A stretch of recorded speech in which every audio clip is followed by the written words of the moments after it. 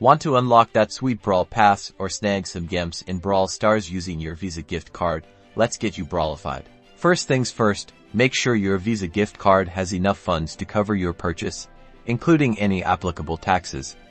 Nothing's worse than getting to the finish line and being denied. Now, head over to either the Google Play Store if you are on an Android device, or the Apple App Store if you're on an iOS device like iPhone or iPad. Once you're in the App Store, navigate to your account settings. In the Google Play Store, tap on your profile icon, then select Payments and Subscriptions and then Payment Methods. You're looking for the option to add credit or debit card. Tap that. If you're on iOS, tap your profile icon, then Manage Payment Methods. Here you'll see the option to add card.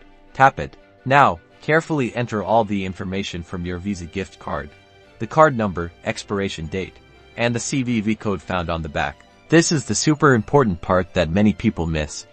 Before you can use the card, you need to register it online with your billing address. Most Visa gift cards have a website printed on the back. Go to that website and register your card with your name and address. Make sure the address you use matches the billing address you'll be using in the next step. This step is key to the card working with Google Play or the App Store.